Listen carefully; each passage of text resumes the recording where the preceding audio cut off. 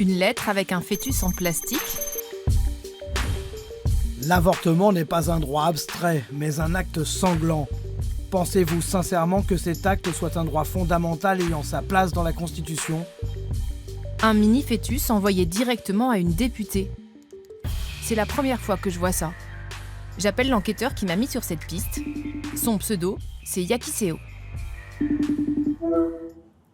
Salut Yakiseo. Salut Aude. C'est quoi alors ce courrier là ? Demain, je sais pas si tu as vu, mais les députés doivent inscrire dans la Constitution le droit à l'IVG.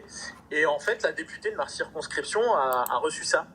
Et c'est signé de qui du coup ce courrier ? C'est signé de quelqu'un qui s'appelle Gregor Pupinck, qui est à la tête d'un organisme qui s'appelle l'ECLJ en français, le Centre européen pour le droit et la justice. Une association qui a l'air d'être anti-IVG. Et il a revendiqué avoir envoyé cette lettre donc avec le petit fœtus en plastique. Ok, écoute, j'aimerais bien en savoir plus là, j'avoue. J'ai vu que ma députée en fait s'est exprimée sur LCP et elle a posté la vidéo sur Twitter, donc je pense que ce serait pas mal de regarder. Le CLJ nous ont écrit, à peu près tous les députés, en nous envoyant ce petit fœtus en plastique, pour nous expliquer comment c'était un danger, comment est-ce qu'il fallait arrêter de donner aux femmes ce droit. Donc oui, je pense qu'aujourd'hui, il y a des forces qui ont énormément de budget pour faire la promotion de la femme, des droits des femmes, qui prospèrent dans notre pays. En réponse à cette vidéo, celle du patron de l'ECLJ qui défend son action détonnante. Promouvoir l'avortement comme un droit constitutionnel est une simple manœuvre politicienne. L'affirmation selon laquelle l'avortement est un droit fondamental, un droit de l'homme, repose en fait sur le mensonge. Et si on enquêtait ? Cette enquête, je ne vais pas la faire toute seule. Plus d'1 millier d'Européennes et d'Européens ont rejoint la rédaction collaborative que j'ai créée. Parmi eux, des assistants maternels, des enseignantes, des secouristes, des étudiantes, des lycéens, des retraités. Toutes et tous ont décidé de se joindre à moi pour démêler le vrai du faux sur les sujets qui les préoccupent directement. Pendant 3 mois, nous allons enquêter sur le discours anti-avortement et son influence, en France, mais aussi en Europe. Un discours aux arguments parfois douteux, poussé par des sphères d'influence outre-Atlantique, mais aussi, à notre grande surprise, par des acteurs politiques et économiques français que nous ne soupçonnions pas. Bienvenue dans Citizen Facts.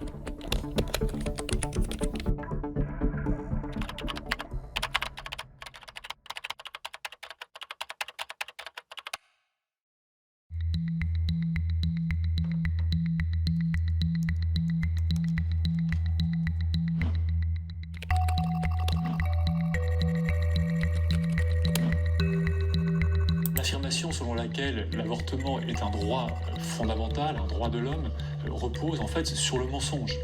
Il y a plusieurs mensonges. Il y a d'abord le mensonge suivant lequel l'avortement serait un soin de santé.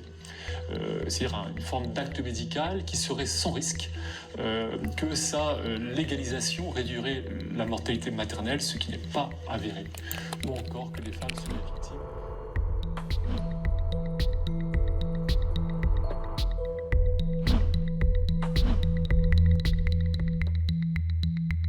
Ce site, Kern.info, répertorie des milliers d'études en sciences humaines et sociales.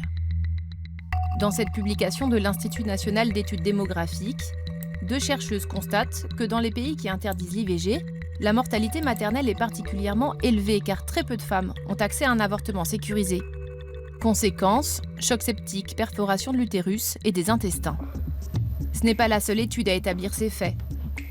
Il nous suffit de quelques minutes pour trouver de nombreuses publications scientifiques solides qui ont étudié le phénomène. Mais alors, la légalisation de l'IVG n'a-t-elle vraiment aucun impact positif sur la mortalité des femmes, comme le suggère Gregor Pupinck ? Pour le savoir, Dexia, étudiant en informatique, a l'idée d'aller sur le moteur de recherche Google Scholar en libre accès qui indexe des centaines de millions d'études.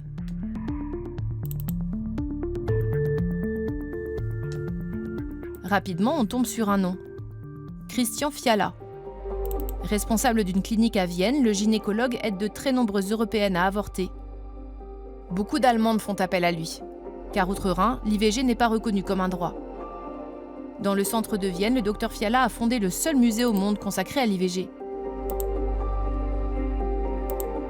Un musée qui raconte aussi le long combat des femmes pour obtenir le droit d'interrompre leur grossesse. Je donne rendez-vous au docteur Fiala pour une interview collective avec les membres de la rédaction.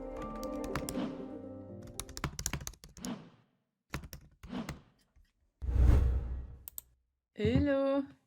Salut. Bonsoir. Ça va bien? Oui, et toi?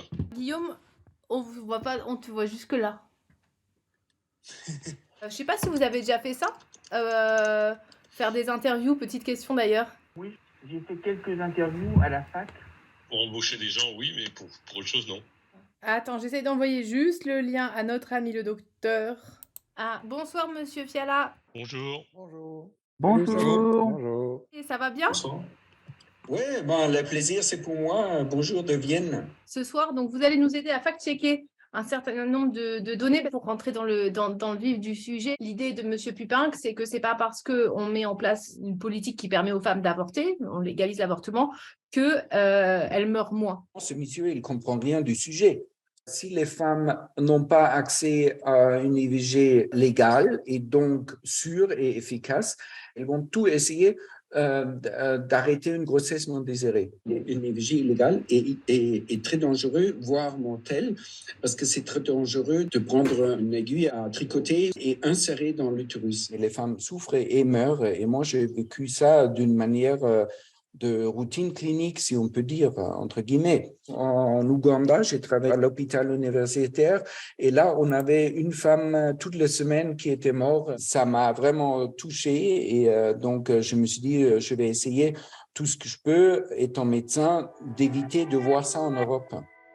Pour comprendre les effets de la légalisation de l'IVG sur la santé des femmes, Dr Fiala propose d'observer un cas d'école. La Roumanie du dictateur Ceausescu. Après son arrivée au pouvoir en 1965, il se fixe pour objectif de multiplier la population de son pays en interdisant l'IVG et la contraception aux femmes. Désespérées, des milliers d'entre elles tentent de mettre fin à leur grossesse, au péril de leur vie. Sur ce graphique, basé sur les données de l'OMS et transmis par Dr Fiala à la rédaction, on observe bien que la mortalité des femmes progresse dès que l'IVG est rendue illégale et ne cesse d'augmenter jusqu'à la chute du dictateur en 1989. L'IVG est alors de nouveau autorisée et la mortalité maternelle s'effondre. Et moi, je peux témoigner ça parce que je voyageais en Roumanie aussi pour aider les médecins de faire des IVG légales et sûres. N'hésitez pas si vous avez des questions. Guillaume, l'un des plus anciens membres de la rédaction, se lance. Et est-ce qu'on observe le même type de graphique dans d'autres pays? Est-ce que c'est aussi vrai ailleurs? Oui, l'Angleterre en 67. Et là, vous voyez que la mortalité maternelle a baissé, a chuté considérablement suite à la légalisation de l'avortement. D'accord. Et ça, pareil, la source, c'est... C'est tout à fait officiel, je pense. Oui, c'est le ministère de Santé en Angleterre. Ben, merci beaucoup. Et puis, je vous souhaite une bonne soirée à tous. Bon appétit. Et il ne faut pas sous-estimer le travail que vous faites. Merci beaucoup. Merci, au revoir, à bientôt. Bonne soirée. Je suis un juriste français. Qui est ce monsieur Pupinck, à la tête du Centre européen pour le droit et la justice? Concernant le projet, Les enquêteurs et moi allons découvrir que ce discret expéditeur de fœtus en plastique est en réalité beaucoup plus influent qu'on ne l'imaginait au départ. Nouvelle conférence de rédaction consacrée cette fois exclusivement à monsieur Pupinck. Salut. Sur sa page LinkedIn, on le découvre représentant du Saint-Siège au sein de plusieurs comités d'experts du Conseil de l'Europe. Son organisation, le CLJ, se targue d'agir dans les domaines judiciaires auprès d'institutions aussi prestigieuses que les Nations Unies, le Conseil de l'Europe ou encore le Parlement européen. Sur son site, le CLJ affirme être entièrement dédié à la protection des droits de l'homme dans un discours de lobbyiste très policé.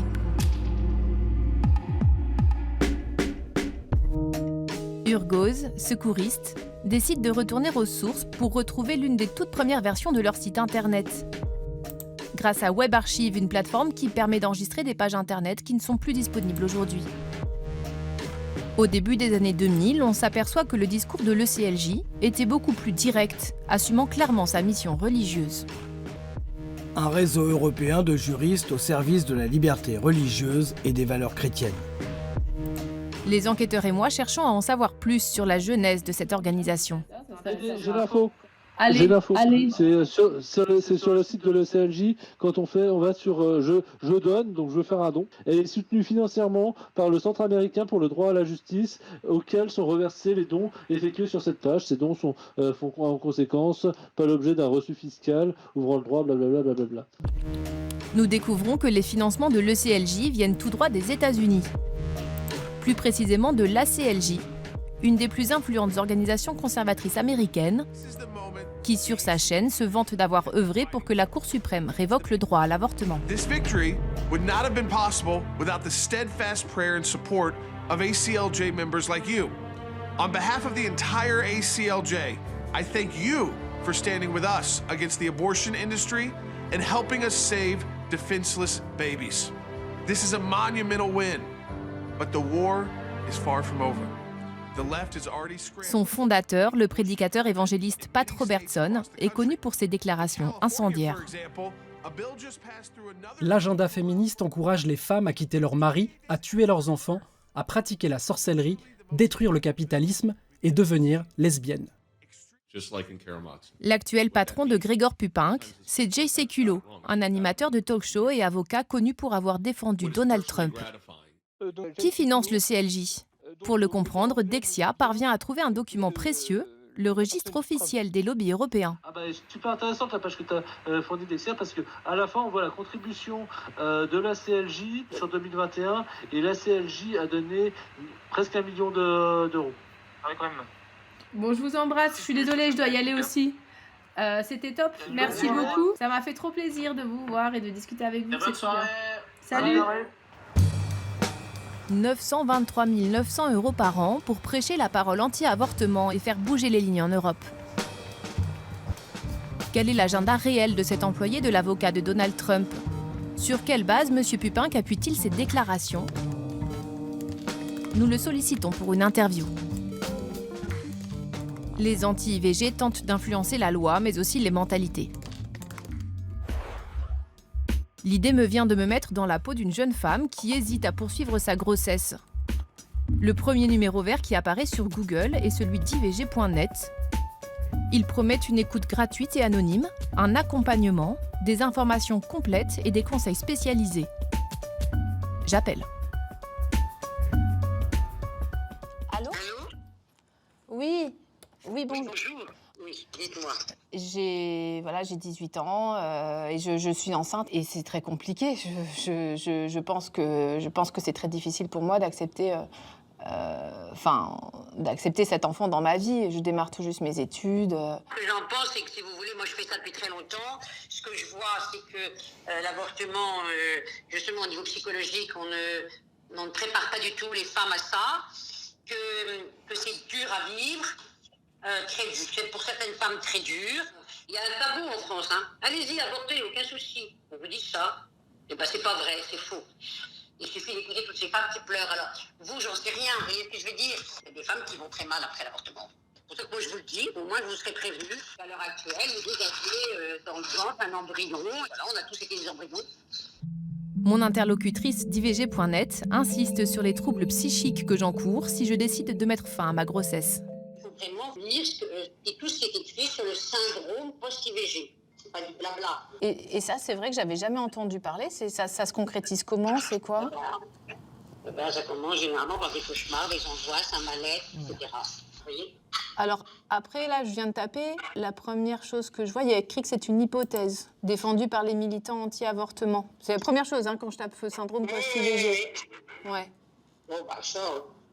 J'en sais rien, mais après, il faut regarder et continuer, il faut lire les études scientifiques.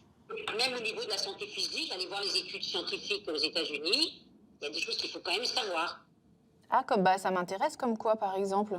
Alors regardez sur Internet. Je ne vais pas vous les donner, c'est à vous de les chercher et c'est à vous de voir les trucs. Parce que là, si je vous dis tout ça, vous pouvez aussi très bien dire que je vous fais une pression pour ne pas avorter. Je dis, c'est pas du tout mon cas. Mon problème à moi, c'est de vous dire la vérité. Et vraiment, lisez les témoignages.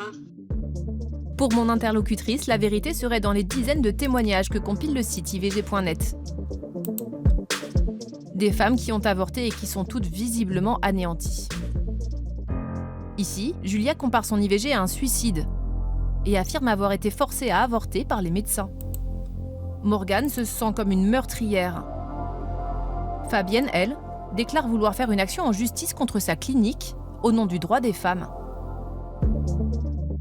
À en croire ces témoignages, l'avortement plongerait les femmes dans une détresse absolue, irréversible. Ce n'est pourtant pas ce que montrent les études les plus rigoureuses sur le sujet, qui établissent que la grande majorité des femmes ne regrettent pas leur décision plusieurs années après leur IVG. Alors pourquoi IVG.net apparaît-il dans les premiers résultats lorsqu'on cherche des informations sur l'avortement ? Un des enquêteurs a la réponse et souhaite me rencontrer pour m'en dire plus. Direction Strasbourg. Souvenez-vous, c'est Yakiseo, celui qui m'avait alerté sur l'envoi de fœtus en plastique. Il est chef d'entreprise et son travail, c'est d'aider les sociétés à être bien positionnées sur Google. Chouette ici. Merci, je t'en prie, installe-toi ici. Merci. Selon lui, les gérants du site anti-IVG maîtrisent bien mieux les techniques du référencement que les sites institutionnels. IVG.net, ils ont fait tout ce qu'il faut pour être bien référencés. C'est du contenu rapidement disponible sur la page d'accueil, des articles frais qui ont un certain volume de mots puisqu'il y a un seuil de nombre de mots à partir duquel Google considère que l'article est pertinent. Angoisse, fœtus, grossesse, échographie. Les récits de femmes regorgent de mots en lien avec l'avortement, ce qui donne à l'algorithme de Google l'impression que le site est très sérieux. Mais qui est derrière IVG.net ? Plusieurs articles de Libération et du Monde nous apprennent que la fondatrice s'appelle Marie Philippe, une catholique pratiquante ancienne adepte d'une technique de régulation des naissances par l'abstinence. En 2016, alors que des députés cherchent à faire fermer son site pour entrave numérique à l'IVG, elle est auditionnée à l'Assemblée, accompagnée d'un conseil juridique, le directeur du plus important lobby européen anti-IVG, un certain Grégor Pupinck. La bataille d'influence de Marie-Philippe se joue aussi sur Facebook. La page d'IVG.net compte 105 000 abonnés et s'adresse spécifiquement aux femmes qui hésitent à avorter. On y retrouve les fameux témoignages accablés. En quelques clics, je m'aperçois que ces témoignages sont artificiellement boostés sur la plateforme, moyennant finance. 5600, 6600, sur les 3 derniers mois, ils ont dépensé plus de 6 000 € de publicité. Si on extrapole, sur l'année, on est autour de 20 à 25 000 €. D'où vient l'argent de la petite entreprise de Marie-Philippe ? Pour le savoir, Yakiseo décide d'utiliser un outil professionnel dont il se sert au quotidien. SEMrush permet de voir tous les sites qui envoient du trafic vers IVG.net. Au bout de plusieurs pages, nous découvrons ce site, stelladomini.org, un fonds qui soutient financièrement l'association derrière IVG.net. Stella Domini affiche un mécénat de conviction, destiné à servir les urgences humaines et spirituelles sur les fondements évangéliques. À sa tête, Loïc Labouche, le dirigeant d'une grande agence d'intérim française, Domino RH.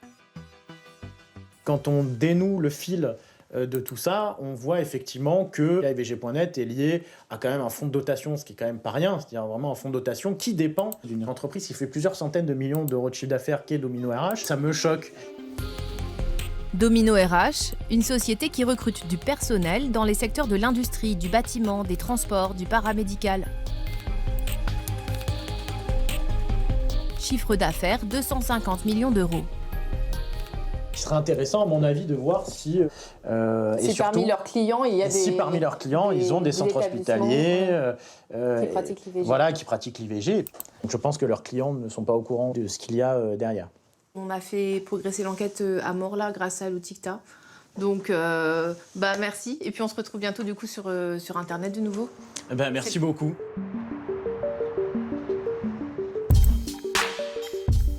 Résumons. Le site IVG.net appartient à une association fondée par Marie Philippe. Cette association reçoit des financements du fonds Stella Domini, un organisme de mécénat créé par Loïc Labouche, le patron de la société d'intérim Domino RH. Parmi ses filiales, il y a Domino Care, une branche spécialisée dans le médical qui recrute du personnel de santé pour différentes structures. Savent-elles que l'entreprise qui leur envoie des intérimaires a à sa tête le directeur d'un fonds qui soutient financièrement IVG.net ? Pour le savoir, je décide d'envoyer un mail à Monsieur Labouche et de contacter des structures médicales qui font appel à l'entreprise. Aucun client n'est mentionné sur le site de Domino, mais une idée nous vient pour les trouver. Oui, c'est bon. Tu m'entends ? Oui, nickel, ça va ? Oui. Bon, je fais un essai avec le téléphone, c'est peut-être pas aussi efficace que le PC, mais bon. Petite réunion stratégique avec Neil, le journaliste qui travaille avec moi, et Daniel, un ancien météorologue aujourd'hui à la retraite. Pour connaître le nom des clients de Domino, il va devoir, comme nous, se faire passer pour un intérimaire à la recherche d'un emploi dans le monde médical. Merci Daniel du coup d'accepter de te prêter à ce petit jeu qui est en fait un vrai travail journalistique. Neil, est-ce que ça te va de juste partager le doc, si ça vous va ? Nous avons pris soin de lister une à une toutes les agences d'intérim Domino qui recherchent du personnel de santé. Ça reste quand même intéressant. Et donc le but, c'est effectivement rafale de coups de fil. Avec vraiment ces quelques questions assez simples, c'est-à-dire que voilà, j'appelle, je suis intéressée, je suis médecin généraliste. Peut-être toi, Daniel, je te vois bien médecin généraliste. Si tu cherches du travail, Daniel. Franchement, ce serait une super fin du sujet. Daniel embauché à Domino. Je vais essayer, on va voir ce que ça va donner. Domino, bonjour. Oui, allô, bonjour. Allô, oui, bonjour. Voilà, je suis infirmier. Je suis sage-femme. Je suis formée à faire des interruptions volontaires de grossesse. Je suis infirmier, en fait, je charge du travail dans le domaine hospitalier. Alors nous, on est spécialisé dans le médico-social. En fait, on travaille avec tout type de structures. On a le handicap, protection d'enfance. Bilan, au bout de quelques heures, sur 58 agences contactées, une dizaine nous a donné des noms de clients. Ok. Parmi eux, des cliniques privées et des hôpitaux publics, dont certains pratiquent des IVG. Informée par mail de la situation, la directrice d'un centre hospitalier en Isère nous rappelle « Elle tombe des nues ». C'est pas du tout en concordance avec les valeurs de l'hôpital, non. Je défends, depuis que je suis arrivé, l'accès à l'IVG des femmes de notre territoire sur des valeurs de service public. Je suis très clair sur le sujet. Je dis à mes services de ne pas travailler avec le cabinet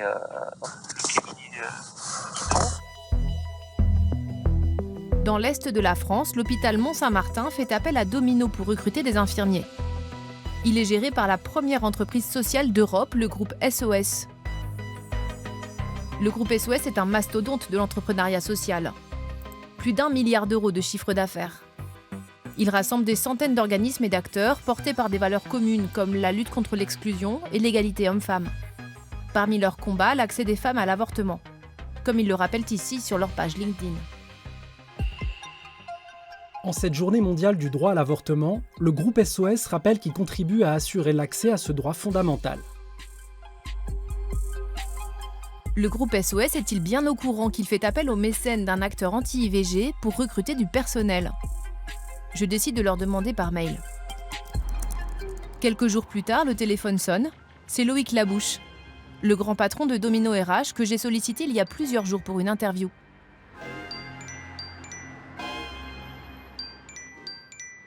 Alors, il y a juste un point, suite à votre passage chez notre client SOS, on est sorti du marché. Ils nous ont clairement exprimé le fait qu'ils ne voulaient plus travailler avec nous. C'est 3 millions de chiffre d'affaires qu'on perd là. Ouais, bah là, je sais pas trop quoi dire. Est-ce que c'est possible de se donner rendez-vous vendredi pour une petite interview ? Ok. 3 millions d'euros de chiffre d'affaires perdus pour Domino RH. Le lendemain, un responsable du groupe SOS me confirme bien qu'ils ont mis fin au contrat cadre qui les liait aux géants de l'intérim. Nous, on ne peut pas continuer à bosser avec une boîte comme celle-là. C'est juste impossible. Et c'est pas normal qu'on nous cache des financements de mouvements qui sont des mouvements politiques aussi, puisque derrière ça, il y a aussi la Manif pour tous, etc. Donc, c'est des mouvements pour lesquels avec lesquels nous, on ne peut pas être partenaires de près ou de loin. C'est tellement bien planqué que Sans vous, j'avoue qu'on n'aurait pas vu ça, quoi. Quelques minutes après avoir raccroché, surprise. Le site du fonds de dotation de Domino ne mentionne plus aucun soutien au mouvement Pro-Vie. Les associations anti-IVG ont été effacées. Un choix qu'assume pleinement Loïc Labouche, le patron. Monsieur Labouche, vous allez bien? Je comprends juste pas bien pourquoi est-ce que tout ce qui est lié au mouvement Pro-Vie a disparu de votre site internet, du site internet de Stella Domini hier. Parce qu'on a eu des répercussions immédiates et que je ne suis pas stupide, je ne vais pas mettre ma tête sur le billot, madame. Les choix que je fais à titre personnel ne sont pas les choix de mon groupe. D'ailleurs, je vous dis, vous êtes tombé sur cette information. Je pense qu'elle n'a pas lieu d'être. Vous ne trouvez pas légitime d'informer les clients qui font appel à vous que, quelque part, en faisant appel à Domino RH, ils peuvent aussi se retrouver à booster des associations avec lesquelles ils ne sont pas spécialement d'accord. Mais si vous faites ça dans toutes les entreprises, il n'y a plus de commerce partout, parce que chaque dirigeant ayant des points de vue, toutes les sociétés qui travaillent avec des dirigeants, qu'ils soient prestataires, fournisseurs, clients ou ce que vous voulez, s'arrêteront de bosser pour des raisons X, Y ou Z. IVG.net, depuis combien de temps est-ce que vous les souteniez? Et précisément ce site, je vous dirais que je n'ai jamais été le voir et je ne le connais pas. Je soumets à Monsieur Labouche des propos anti-IVG tenus par ma conseillère d'IVG.net, ainsi que des affirmations douteuses que nous avons relevées sur le site et lors de notre appel, comme le syndrome post-IVG. Il peut y avoir des erreurs de communication, des erreurs tout court, mais il n'y a pas de volonté de faire de la désinformation. C'est pas dans l'objectif de ces personnes. Et ce que je sais, ce que je connais, c'est que les associations que je soutiens font du bien. C'est quelque chose dont vous avez l'air certain. Ah mais j'en suis tellement persuadé, si vous voulez, que en aucun cas je soutiendrai qui que ce soit qui fait du mal, vous voyez. Être dans le camp du bien, de la défense de la vie. Qu'ils soient acteurs de premier plan, mécènes ou militants, les pro-vie, comme ils se déclarent, mènent une guerre des mots, au point de considérer leurs adversaires comme des promoteurs d'une culture de mort. Une sémantique martelée par les lobbyistes, Grégoire Pupinck en tête. Nous ne sommes pas des bêtes. Nos enfants ne sont pas des chats que l'on peut noyer à la naissance. C'est à votre génération qu'il appartient pour la France de faire porter haut ce témoignage et de renverser la culture de mort. Après quelques semaines d'enquête, je reçois un document d'un certain Neil Data, un lobbyiste qui milite pour que les femmes européennes puissent avorter de manière légale et sûre. À l'aide de journalistes et d'activistes pro-choix, Neil Data a révélé il y a quelques années le véritable plan secret d'un gigantesque réseau de catholiques extrémistes. Un agenda pour l'Europe qui vise à restaurer l'ordre naturel en abolissant non seulement le droit à l'avortement, mais aussi la contraception, le divorce et le mariage gay. Dès la révélation de ce plan, le réseau fondamentaliste s'est officiellement dissous. Bonjour Monsieur Data, vous allez bien? Bien, merci vous-même. Mais pour Neil Data, il s'agit bien toujours de l'agenda de Grégoire Pupinck. En tant que stratège de ce réseau, c'était son rôle d'élaborer les grandes stratégies dans certains domaines. C'est pas uniquement contre le droit à l'avortement. Donc c'est toute une catégorie d'acquis sociaux, de droits humains qu'on a, auxquels Agenda Europe souhaiterait s'attaquer. Et quand on regarde ce qui s'est passé lors de ces dernières années, on voit que c'est pas juste un plan comme ça qu'ils ont lancé. Du coup, est-ce que ce plan Agenda Europe a déjà eu des applications vraiment concrètes? Oui, ils ont pu remplir certains de leurs objectifs et ceci a un effet nuisible réel sur, par exemple, les personnes LGBT, les femmes victimes de violences, et ne parlons pas des questions d'accès à l'IVG en Pologne. Et maintenant, les femmes polonaises ont un régime concernant le droit à l'avortement parmi les plus restrictifs au monde. On attribue le décès de 6 femmes en Pologne à ces restrictions sur l'IVG. C'est assez grave ce que vous dites. Ça veut dire que quelque part, Monsieur Pupinck aurait une forme de responsabilité dans les drames qui se jouent en Pologne? Si on attribue le décès de ces 6 femmes à la situation juridique polonaise en ce moment, eh bien oui, ceux qui ont soutenu ce projet de loi, qui l'ont porté, qui l'ont rédigé, qui ont argumenté en sa faveur, notamment Monsieur Pupinck, devraient porter une certaine responsabilité. Parmi ces 6 femmes victimes de la législation polonaise, Justyna, Agnieszka ou encore Isabella. Des mères de famille décédées de complications médicales car elles n'ont pas eu le droit d'interrompre leur grossesse. Sur le portail internet du tribunal constitutionnel polonais, Urgoz retrouve la loi anti-IVG. Elle porte la trace de Grégor Pupinck. Il a plaidé en sa faveur auprès de la Cour 6 jours avant le jugement, au nom des droits de l'homme. Le système des droits de l'homme ne crée aucun droit d'interrompre une grossesse. Grégor Pupinck est personnellement intervenu pour aider le pouvoir polonais à mettre en place une législation liberticide. À ce stade, les enquêteurs et moi avons des dizaines de questions à lui poser. Le directeur de l'ECLJ refuse de me recevoir pour un entretien, mais il me propose de venir filmer une de ses grandes opérations de communication anti-IVG. En tout cas, nous, on organise 2 conférences, une au Sénat le 23 janvier. Donc là, c'est public, vous pouvez venir. Ok, ça marche. Bah, écoutez, je vous remercie, je vous embête pas plus longtemps. Et puis je vous dis à très bientôt. Alors, merci beaucoup. Je vous en prie, madame. Merci. Au revoir. Merci. Fini l'envoi de fœtus en plastique. Cette fois, pour empêcher la constitutionnalisation du droit à l'avortement, le lobbyiste a passé la vitesse supérieure en organisant un grand événement au cœur même des institutions de la République. Son allié, le sénateur Stéphane Ravier, membre de Reconquête, le parti d'Éric Zemmour. Il a réservé pour l'occasion une salle à la symbolique particulièrement forte, l'ancienne chapelle du Sénat. Mesdames et messieurs, merci pour votre présence, pour votre patience. Nous travaillons donc sous les illustres auspices des vieillards de l'Apocalypse, de la Sainte Vierge, donc des personnages et une culture qui inspire ce que nous faisons. Ça nous rappelle que la République est laïque, certes, mais que la France est chrétienne. Je remercie chaleureusement le sénateur Ravier pour son invitation à venir parler ici au Sénat de ce problème important pour la France, qui est l'avortement. Grégor Pupinck tente de démontrer que l'IVG n'est pas un droit fondamental. Selon lui, réduire l'accès des femmes à l'avortement serait même un bénéfice pour leur santé, car cela leur éviterait une expérience traumatisante. À aucun moment, le lobbyiste ne mentionne que ces restrictions poussées à l'extrême peuvent causer la mort de nombreuses femmes, comme nous l'avons vu durant notre enquête. De peur qu'il ne s'éclipse à la fin de la séance, je décide de me lancer pour lui poser les questions préparées avec les enquêteurs. Monsieur Pupinck, je travaille avec un certain nombre de citoyens sur la question de l'avortement. Oui. On a préparé quelques questions. D'accord. Vous expliquez notamment dans une vidéo que la légalisation de l'IVG ne réduit pas la mortalité maternelle. Autrement dit, je reformule, donc donner aux femmes le droit d'interrompre leur grossesse dans des hôpitaux avec des médecins qualifiés, etc., ça n'améliorerait pas leur santé. Je voudrais juste savoir sur quelle source vous vous appuyez. Donc il y a, alors ça c'est dans un livre publié donc qui a été mentionné, un droit de prévention de l'avortement en Europe. Il y a plusieurs études statistiques, notamment le Chili. Le Chili est l'un des États où il y a eu une restriction. Cette restriction de l'accès à l'avortement a été suivie d'une baisse de la mortalité maternelle. Là, votre source, c'est un livre qui a été écrit sous votre direction. Oui, bien sûr. Oui, voilà. Et la source exacte, je l'ai imprimée, c'est une étude qui ne dit pas que la restriction non, justement. Il y a une corrélation. Si vous voulez, je peux vous le montrer. On l'a cherché, vous voyez, on essaye. La réduction du taux de mortalité maternelle n'est pas reliée au statut légal de l'avortement.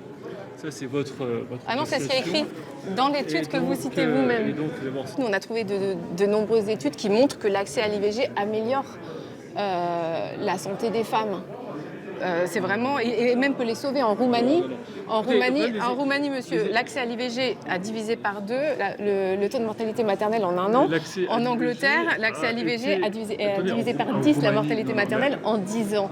Je ne connais pas le cas de la Roumanie. Ce que je sais, c'est que je pense que la condition sanitaire et médicale de la Roumanie de l'époque Ceausescu n'est pas comparable avec ce que nous connaissons aujourd'hui en Europe.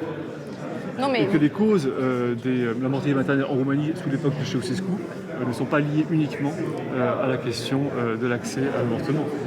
Écoutez, là c'est la mortalité maternelle liée à l'IVG. Mais vous voyez aussi que une chute. C'est l'afflux, c'est à partir du moment où la Roumanie reçoit des subventions européennes, c'est à partir du moment où la Roumanie se modernise. À partir du moment où l'IVG est légalisée. Moi je vous montre aussi une autre courbe où la Roumanie est partie de très haut en termes de nombre d'avortements et aujourd'hui elle est bien en dessous de la France. Donc effectivement, je ne conteste pas.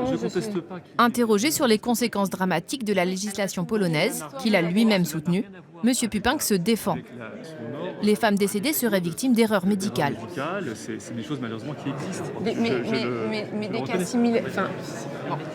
Ok, j'entends en tout cas votre réponse là-dessus. Non, s'il vous plaît, très rapidement. Oui, bien sûr. Monsieur, rapidement. Vous êtes...